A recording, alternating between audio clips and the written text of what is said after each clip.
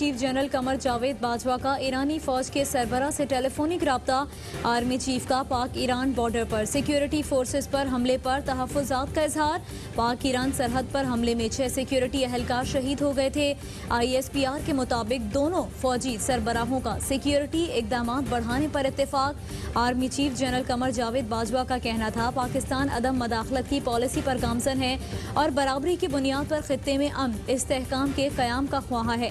Army chief ने कहा कि पाकिस्तान ने पाक ईरान बॉर्डर पर बाड़ लगाने का काम शुरू कर दिया। फेंसिंग के लिए मुश्तरका ताउन को फरोग देना होगा। फेंसिंग से दहशत गर्दों स्मगलर्स की नकलो हरकत रोकने में मदद मिलेगी। टेलीफोनिक राब्ते में कोरोना की सूरत हाल पर भी बातचीत। वफाकी वजीर असद उमर चीनी तहकीकाती कमीशन के सामने आज पेश होंगे। असद उमर ने कहा था कि कमीशन बुलाएगा तो ECC फैसलों से आगाह करूंगा। काबीना ने चीनी एक्सपोर्ट की इजाज़त का फैसला ECC की सिफारिश पर किया था। सवाल पूछना है तो मुझसे पूछा जाए, वजीर आजम से नहीं।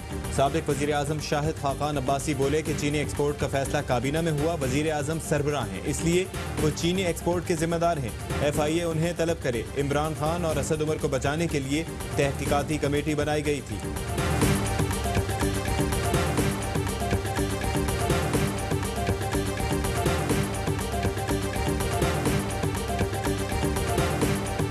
वज़ीर आज़म इमरान खान की ज़ेरे सदारत वफाकी काबीना मुल्की मुआशी और सियासी सूरत हाल पर गौर करेगी। काबीना को कोरोना की सूरत हाल और हुकूमती इक़दामात पर ब्रीफिंग दी जाएगी। वफाकी काबीना ECC के गुज़िश्ता इजलास के फैसलों की तौसीक करेगी। काबीना की कमेटी बराए तवानाई के फैसलों की तौसीक भी एजेंडे में शामिल।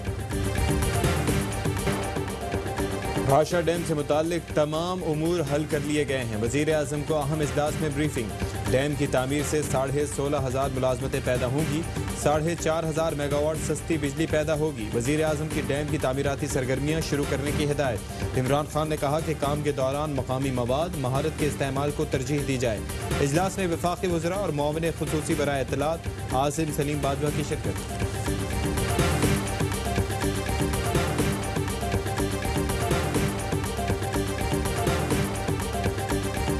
भाषा डैम की तामीर का ऐलान हमारी नस्लों के लिए तारीख साज खबर है। ये हमारी मईशत के लिए बहुत हौसला अफजा बात है।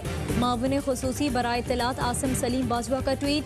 कहा डैम से 16,500 मुलाजमतें, 4,500 मेगावाट बिजली मैसर आएगी। लाखों एकड़ जमीन सैराब होगी। मंसूबे से तरबेला डैम की उम्र 35 साल बढ़ जाएगी। के मसाइल देखते हुए लॉकडाउन में नरमी की। वज़ीर आज़म कहते हैं कि मुल्की मुआशी सूरत हाल और दीगर मुल्कों के हालात का जायजा ले रहे हैं। कोरोना सूरत हाल पर इजलास में कहा कि दुनिया को एहसास है कि लॉकडाउन वक्ती अमल है, हिफाजती इक़दामात को नज़रअंदाज नहीं किया जा सकता। कोरोना टेस्टिंग पर बाज़ हल्कों के खदशात दूर करने की हिदायत। वज़ीर आज़म का ट्वीट। कहा लॉकडाउन से बेरोजगार अफराद को रिलीफ फंड से कैश दिया जाएगा। जो बेरोजगार हुए हैं वो खुद को वेबसाइट पर रजिस्टर कर सकते हैं।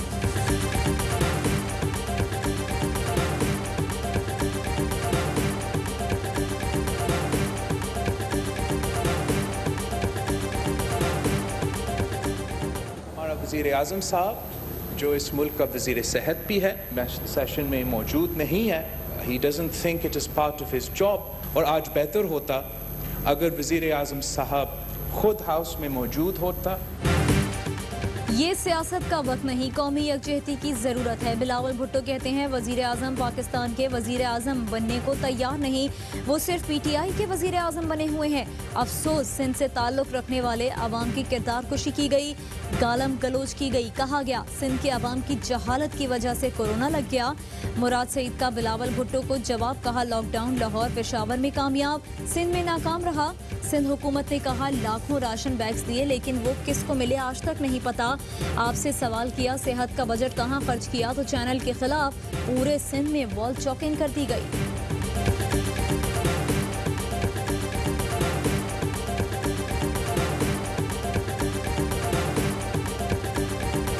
सर ये देखें PTV ने जो है शाम साहब के बाद जो है तकरीर मेरी बंद कर दी और प्राइवेट चैनल जो है वो सिग्नल जो है वो नहीं ले सकते।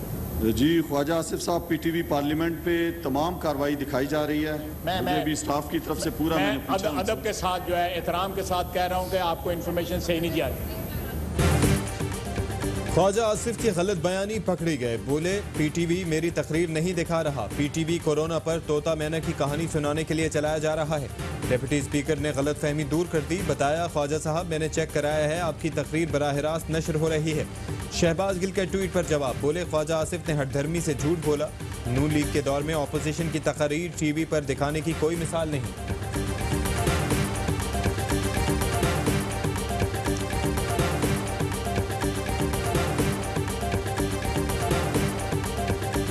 कराची में गुज़िश्ता रोज़ खुलने वाली मार्केटों में SOPs की खिलाफ वर्जी पर वज़ीर आला सिंध का नोटिस, समाजी फासला न रखने वालों के खिलाफ कार्रवाई की हिदायत। कहते हैं आज खुद मार्केटों का दौरा करूंगा। कोरोना वायरस की टेस्टिंग के लिए टीमें भी आज मुख्तलिफ लॉकडाउन को शायद ऐसे शो किया गया कि जैसे वो इसका वाहिद इलाज है। लॉकडाउन वबा के फैलने की रफ्तार को कम करता है। कोई मेडिकल एक्सपर्ट, कोई सोशल साइंटिस्ट ये नहीं आज कह सकता इतनी देर के लिए आप लॉकडाउन रखेंगे तो ये वबा खत्म हो जाएगी। लॉकडाउन कोरोना का इलाज नहीं बल्कि इसका फैलाव कम करता है। हम्माद अजहर कहते हैं कि हमें भूख से भी उतना ही खतरा है जितना कोरोना से। सूबों से मिलकर मुत्तफिका फैसले किए जाते हैं। लॉकडाउन कितने दिन होना चाहिए इसका अंदाजा कोई नहीं लगा सकता। इजलास में अरकान की मास्क और दस्ताने पहनकर शिरकत, समाजी फासलों का एहतमाम। डॉक्टर की हिदायत पर अपोजिशन लीडर शहबाज शरीफ इजलास में शरीक नहीं हुए। चेयरमैन सेनेट के जेर सदारत ऐवान बाला का इजलास आज होगा।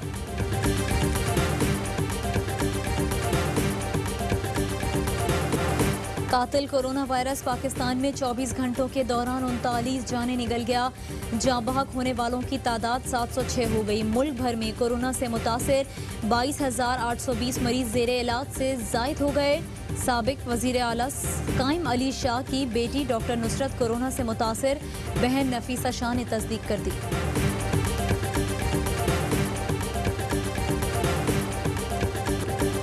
कराची में मज़ार कायद के सामने चाइना कटिंग, चेयरमैन नैब ने DG नैब से तहकीकात की रिपोर्ट तलब कर ली।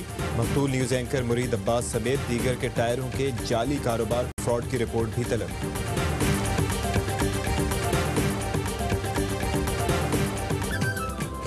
और पाकिस्तान में 1 ग्राम सोने की कीमत 8,763 रुपये 2 पैसे हो गई। 1 मिलीग्राम सोना 8 रुपये 76 पैसे का हो गया।